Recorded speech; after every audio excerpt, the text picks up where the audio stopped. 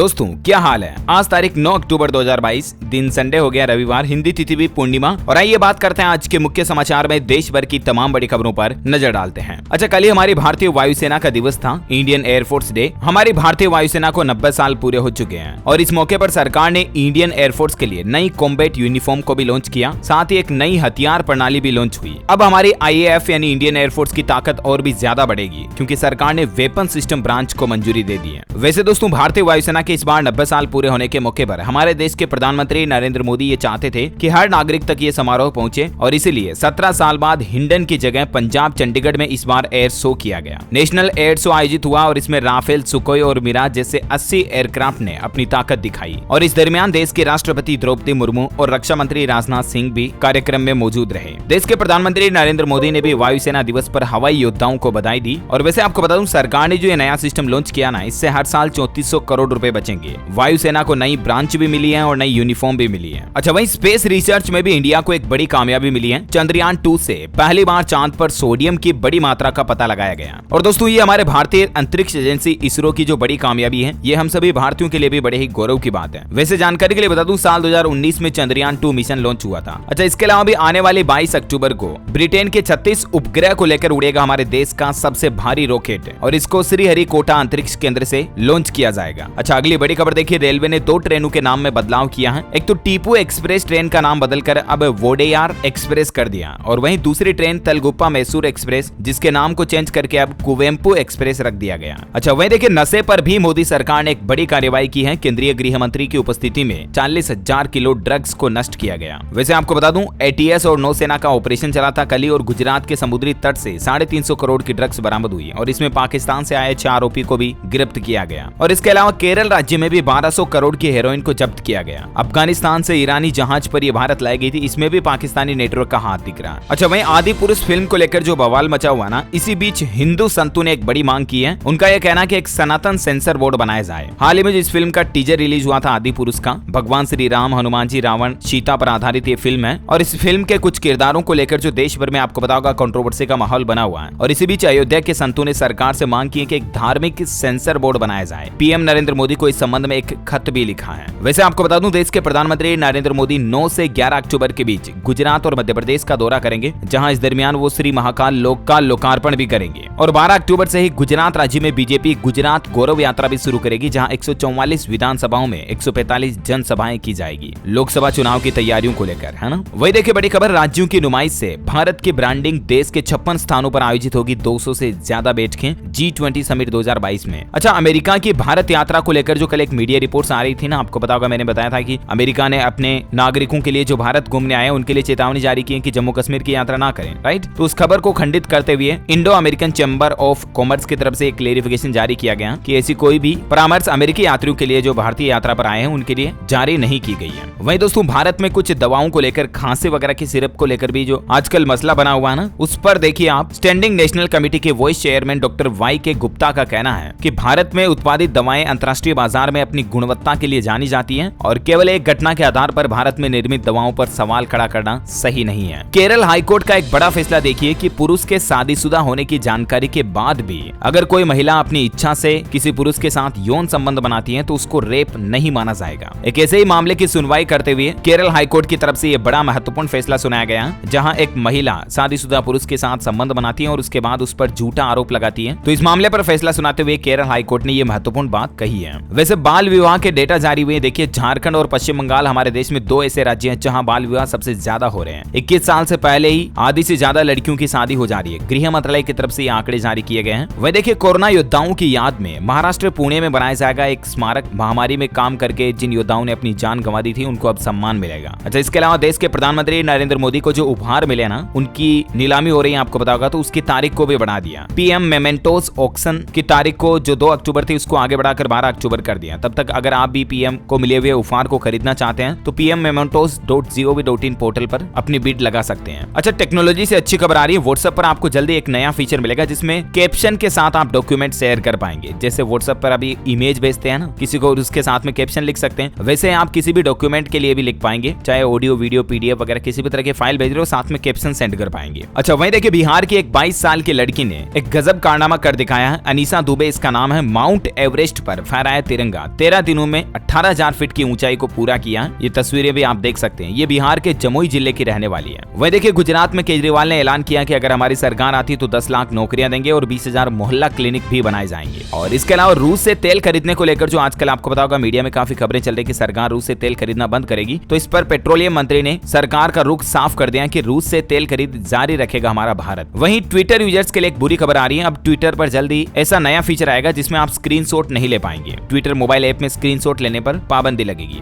अच्छा, कर्नाटक में जो ओला उबर वगैरह इस तरह की कैब सर्विसेज को सरकार ने बंद करने की घोषणा की थी ना, तो सरकार ने सर्विस बंद करने के नोटिस के बाद भी अभी ये कंपनियां अपनी ऑटो रिक्शा वगैरह चला रही, तो अभी इनको सीज करने का आदेश जारी कर दिया। हालांकि दोस्तों सरकार के इस एक्शन के बाद ओला उबर और रेपिडो जैसी कंपनियों ने अपना बेस फेयर घटा दिया और उम्मीद है कि अब सरकार इनको वापस मोहलत दे सकती है। बेस फेयर 60 रुपए प्रति राइड था, उसको घटाकर जस्ट आधा कर दिया, 30 रुपए प्रति राइड कर दिया। देखते हैं कर्नाटक सरकार की तरफ से इस पर अब आगे क्या अपडेट आता है, बता दूंगा आपको। इंडियन रेलवे से खबर आ रही, देखिए रेलवे कर्मचारियों को बड़ा तोहफा मिला। पिछले 5 महीनों में 72,000 कर्मचारियों को प्रमोशन मिला और अभी भी दिवाली के मौके पर रेलवे के कर्मचारियों को सरकार तोहफा देने जा रही। 11% कर्मचारी और प्रमोट किए जाएंगे। अच्छा, कुछ बड़ी दुर्घटनाएं हुई कल ही हमारे देश में। देखिए आप, बस में आग लगने से 12 लोग जिंदा जल गए, 38 अभी भी जख्मी हैं। ये बस यवतमाल से मुंबई जा रही थी। देखिए पूरी घटना हुई कहां, महाराष्ट्र के नासिक में शनिवार सुबह सुबह का माहौल था। हर रोज की तरह दिन उगा, लेकिन इस समय एक भीषण हादसा हो गया। एक बस और एक आयशर ट्रक के बीच टक्कर हो गई और इस टक्कर में बस के अगले हिस्से में आग लग गई और देखते देखते 20 मिनट में पूरी बस धू धू करके जलने लग गई। लोग बाग खिड़कियां तोड़कर बाहर निकले, लेकिन 12 लोग इस बस में जिंदा जल गए और अभी भी कई यात्री गंभीर रूप से जख्मी हैं। माना जा रहा है कि मरने वालों का आंकड़ा और भी ज्यादा बढ़ सकता है। एक और बड़ी दुर्घटना कल ही राजस्थान के जोधपुर जिले में हो गई। देखिए आप, गैस सिलेंडर में विस्फोट के चलते एक ही परिवार के 4 लोग जिंदा जल गए। रीफिलिंग करते समय ये बड़ा हादसा हुआ, 16 लोग इसमें झुलस भी गए। कुछ तस्वीरें आप देख सकते हैं, बड़ा ही दर्दनाक हादसा हुआ ये। अच्छा, मेडिकल साइंस से एक बड़ी खबर आ रही। देखिए आप दोस्तों की एक नए ब्लड ग्रुप की पहचान हुई है। जिन महिलाओं में ये दुर्लभ खून है, प्रेगनेंसी में उनके बच्चों को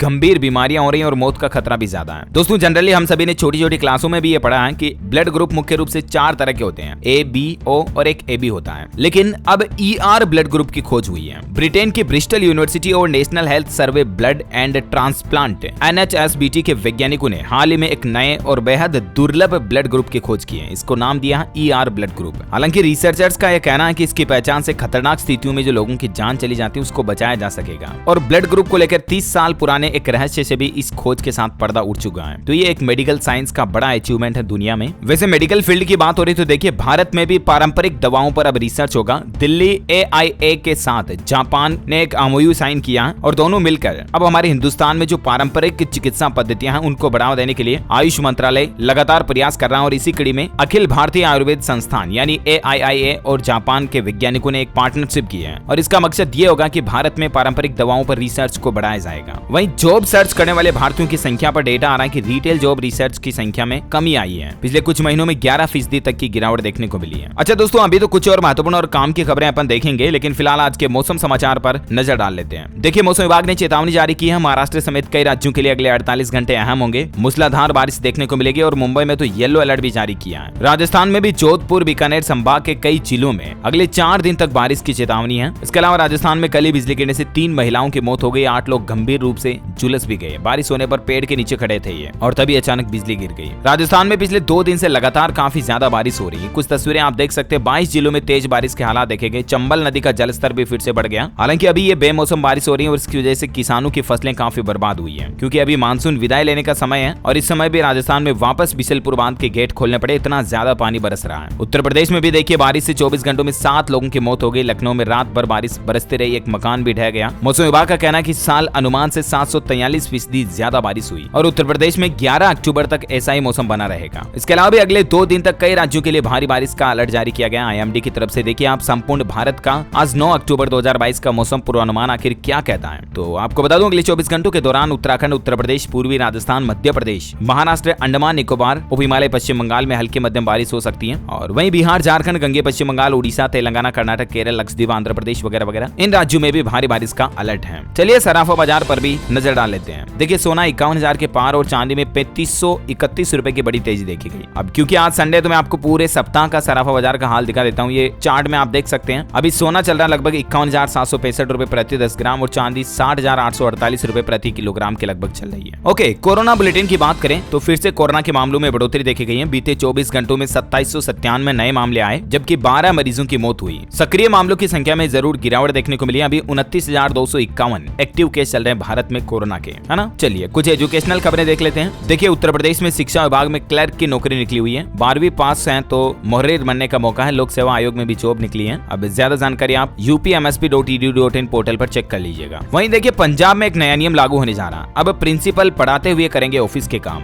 जो प्रिंसिपल होते हैं ना, जनरली उनकी क्लासें नहीं लेनी पड़ती, लेकिन अब पंजाब में उनको भी क्लास लेनी पड़ेगी, गणित की कक्षा। ऑफिस का काम तो करेंगे ही, साथ में प्रिंसिपल महोदय को भी अब कक्षा में जाकर खुद बच्चों को पढ़ाना होगा। अच्छा, राजधानी दिल्ली में भी देखिए एक नई गाइडलाइन जारी हुई है। 5वीं से 8वीं क्लास में अगर कोई बच्चा फेल हुआ तो उन्हें फिर दूसरी कक्षा में प्रवेश नहीं मिलेगा। इसको लेकर दिल्ली सरकार ने नई असेसमेंट नीति की गाइडलाइंस भी जारी कर दी है। चलिए एजुकेशन के बाद कुछ और अपडेट्स देख लेते हैं। देखिए, 9 लोगों की जान लेने वाला आदमखोर बाघ आखिरकार ढेर हुआ। 7 घंटा ऑपरेशन चला, उसके बाद शूटर्स ने इसको मार गिराया। आपको बताओगे पिछले कुछ दिनों से बिहार में एक बाघ को लेकर काफी ज्यादा माहौल खराब हुआ था, क्योंकि पिछले 9 महीनों में ये बाघ 9 लोगों की जान ले चुका है, क्योंकि ये आदमखोर बाघ बन गया। मतलब इंसानों का खून इस बाघ के मुंह लग गया और ये इंसानों का भी शिकार करने लग गया। वैसे आपको पता होगा, बाघ हमारे भारत का राष्ट्रीय पशु है। इसको मारना या इसका शिकार करना बेहद गैर कानूनी अपराध है, लेकिन खुद प्रशासन को इसको मारना पड़ा। 26 दिन से लगातार इसकी तलाश की जा रही थी और आखिरकार एक गन्ने के खेत में ये पकड़ा गया, जहां हाथी पर सवार होकर शूटर्स ने इसको 4 गोलियां मारकर मार गिराया, क्योंकि ये 9 लोगों की जान ले चुका था। वाल्मीकि टाइगर रिजर्व पार्क से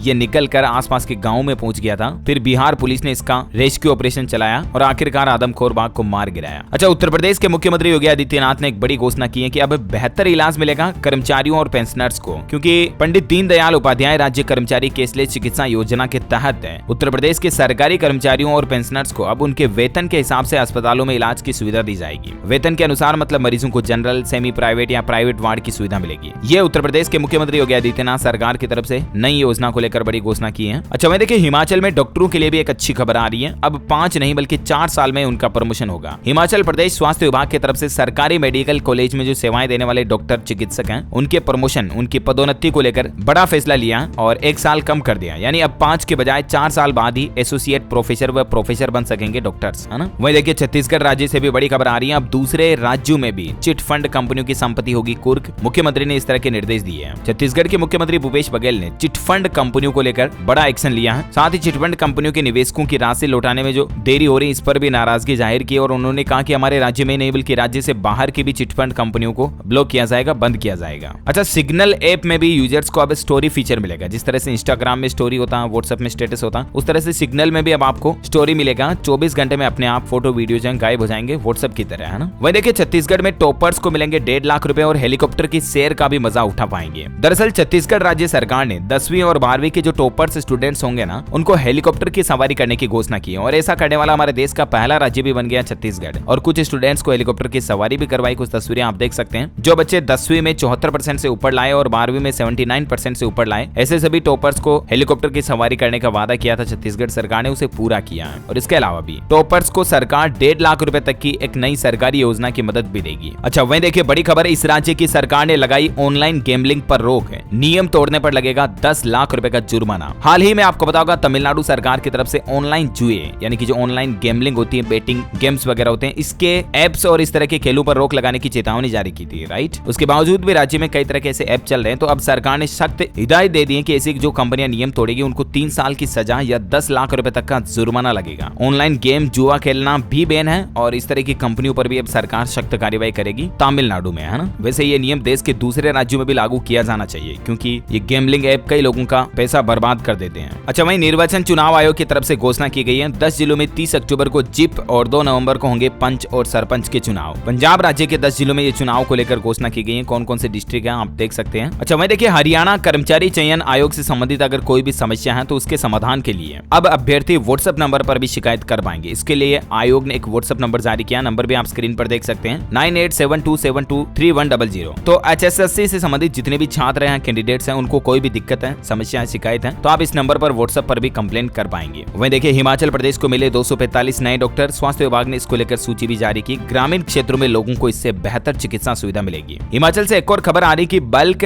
ड्रग पार्क की DPR को भी केंद्र सरकार से मिली मंजूरी। 13 अक्टूबर को देश के प्रधानमंत्री नरेंद्र मोदी इसकी आधारशिला रखेंगे और इसके लिए हिमाचल प्रदेश के मुख्यमंत्री जयराम ठाकुर ने PM मोदी का आभार भी जताया। वैसे PM के हिमाचल दौरे में बदलाव की आशंका दिख रही है। अब 13 अक्टूबर को चंबा आ सकते हैं पीएम मोदी, इस तरह की भी मीडिया रिपोर्ट्स आ रही है। वही देखिए झारखंड राज्य कर्मचारियों के लिए भी एक बड़ी खुशखबरी आ रही है। झारखंड सरकार एक बड़ा फैसला लेने जा रही है जिसमें कर्मचारियों का डीए 34% से बढ़ाकर 38% किया जाएगा, 34 से 38% किया जाएगा। इसको लेकर वित्त विभाग ने कैबिनेट की मंजूरी के लिए एक प्रस्ताव भी भेजा है और उम्मीद है कि 10 अक्टूबर को कैबिनेट की बैठक होगी और उसमें यह फैसला लिया जा सकता है। वहीं बिहार में सुधा डेयरी ने दूध की कीमतों में इजाफा कर दिया, 2 से 3 रुपए प्रति लीटर कीमत में बढ़ोतरी की है। 11 अक्टूबर से ये नई रेटें लागू हो जाएगी और उसके बाद सुधा गोल्ड, सुधा शक्ति और गाय के दूध की स्टैंडर्ड वगैरह की अलग अलग रेटें क्या होगी, जिसकी डिटेल्स भी आप इस चार्ट में देख सकते हैं। अच्छा भाई देखिए झारखंड राज्य के लिए नितिन गडकरी ने एक बड़ा ऐलान किया है। पलामू में NH39 बनेगा 4 लेन और इसके लिए सरकार 1390 करोड़ रुपए खर्च करेगी। पीएफ खाताधारकों के लिए भी अच्छी खबर आ रही है कि दिवाली के मौके पर सरकार पीएफ अकाउंट होल्डर्स के अकाउंट में उनका ब्याज का पैसा ट्रांसफर कर देगी। वह देखिए हमारे देश में 16 रेलवे स्टेशनों का होगा कायाकल्प, रीडेवलपमेंट के लिए बोलियां आमंत्रित करेगा रेलवे। अच्छा टेक्नोलॉजी से खबर आ रही है कि नोकिया का low budget G11 plus smartphone launch हुआ। इसमें आपको 6.5 इंच की फुल HD स्क्रीन मिलेगी, 50 मेगापिक्सल डुअल कैमरा और 3 दिन बैटरी लाइफ का दावा कर रही है कंपनी और कीमत इसकी 12,499 रुपए। अच्छा भाई एक खबर मैंने आपको कल शाम को बताई थी दोस्तों DLS न्यूज के ऊपर कि इस तरह का सोशल मीडिया पर मैसेज वायरल हो रहा है और उसमें यह दावा किया जा रहा है कि अब ATM से 4 बार से ज्यादा फ्री में आप पैसे नहीं निकाल पाएंगे वरना आपके 173 रुपए कटेंगे वगैरह वगैरह। तो इस पर PIB फैक्ट चेक की तरफ से क्लियरिफिकेशन जारी किया गया कि यह दावा फर्जी है। अगर आपको भी व्हाट्सएप पर, सोशल मीडिया पर, फेसबुक, इंस्टाग्राम कहीं पर भी इस तरह का मैसेज आया तो उसको फॉरवर्ड ना करें क्योंकि ये झूठा मैसेज है। इस तरह का कोई नियम RBI ने लागू नहीं किया। जो बैंक ट्रांजैक्शन पर मतलब ATM विड्रॉल पर जो चार्जेस पहले थे ना वो ही अभी भी है। जनरली आप ATM से हर महीने के 5 तो मुफ्त ट्रांजैक्शन कर सकते हैं, उसके बाद जो 21 रुपए ट्रांजैक्शन प्लस GST वगैरह जो चार्जेस होते हैं ना वो लगेंगे। इस तरह से बढ़ाए नहीं गए। ये झूठा मैसेज है जो वायरल किया जा रहा है सोशल मीडिया पर। अच्छा वहीं देखिए उत्तर प्रदेश के मुख्यमंत्री योगी आदित्यनाथ ने यूपी में जो बारिश हुई और इससे किसान भाई लोगों की फसलों में तबाही हुई ना उसके भरपाई का आदेश दिया और अफसरों को यह आदेश देते हुए कहा कि राहत कार्यों पर खुद नजर रखें और जल्द ही यूपी सरकार किसानों की फसलें बर्बाद हुई इसका मुआवजा भी जारी करेगी। मध्य प्रदेश के मुख्यमंत्री शिवराज सरकार का बड़ा फैसला, अब स्कूलों में लगेगी E-अटेंडेंस, इसको लेकर आदेश भी जारी हो चुका है। ये देख सकते हैं स्कूल एजुकेशन डिपार्टमेंट MP की तरफ से इसको लेकर नोटिस जारी कर दिया। अब सभी स्कूलों में E-अटेंडेंस लगाई जाएगी, मतलब फिजिकल रजिस्टर में अटेंडेंस के अलावा सरकार के पोर्टल पर भी अटेंडेंस लगाना जरूरी होगा। और अंतिम अपडेट आ रहा, अच्छी खबर देखिए किसानों के लिए ही। इस राज्य में पराली बेचने पर किसानों को मिलेंगे 5 से 6 हजार रुपए। जी हाँ, दरअसल हरियाणा में इस बार किसानों से पराली की प्राइवेट खरीद की जाएगी और ऐसे में सरकार ने प्राइवेट कंपनियों को पराली खरीदने के लिए निर्देश भी दे दिया है। इनमें सबसे ज्यादा बासमती के पराली पर 6,000 रुपए मिलेंगे किसानों को और 4 से 5,000 रुपए परमल धान की पराली खरीदने पर मिलेंगे, ताकि इससे होगा ये कि किसान भाई लोगों को पराली का पैसा भी मिल जाएगा और वो अपने खेत में पराली जलाएंगे नहीं, ताकि इससे पोल्यूशन यानी प्रदूषण भी नहीं फैलेगा। तो ये सरकार की तरफ से वाकई में अच्छा फैसला लिया गया हरियाणा गवर्नमेंट की ओर से, है ना। ओके दोस्तों, तो इसी कड़ी में आज दिन भर की तमाम बड़ी खबरें, मुख्य समाचार, टुडे ब्रेकिंग न्यूज का अपडेट वीडियो ये फिनिश होता है। और हाँ, आप मुझे कमेंट करके बताइए दोस्तों की ताजमहल किस पत्थर से बना हुआ है। What stone is used in to made Taj Mahal? Let me know in the comment box. आज मैं आपको ऑप्शन भी नहीं देने वाला हूँ, आप खुद ही को इसका सही जवाब लिखना है और जो लोग इसका राइट आंसर देंगे उनको रेंडमली सेलेक्ट होने पर आप हमारी DLS न्यूज टीम की तरफ से जीत सकते हैं एक शानदार सरप्राइज गिफ्ट, जिसमें iPhone 14 Pro मोबाइल जीतने का मौका मिलेगा। इसी के साथ ही वीडियो अच्छा लगा तो इसे लाइक करना, शेयर भी करना अपने दोस्तों के साथ फेसबुक और व्हाट्सएप पर। हमारे चैनल DLS न्यूज को सब्सक्राइब करके बेल आइकन जरूर दबा दीजिए, ताकि आप और हम आपस में जुड़े रहेंगे और रोजाना एक दूसरे के साथ काम की खबरें शेयर कर पाएंगे। Thank you, take care, goodbye, जय हिंद, जय भारत,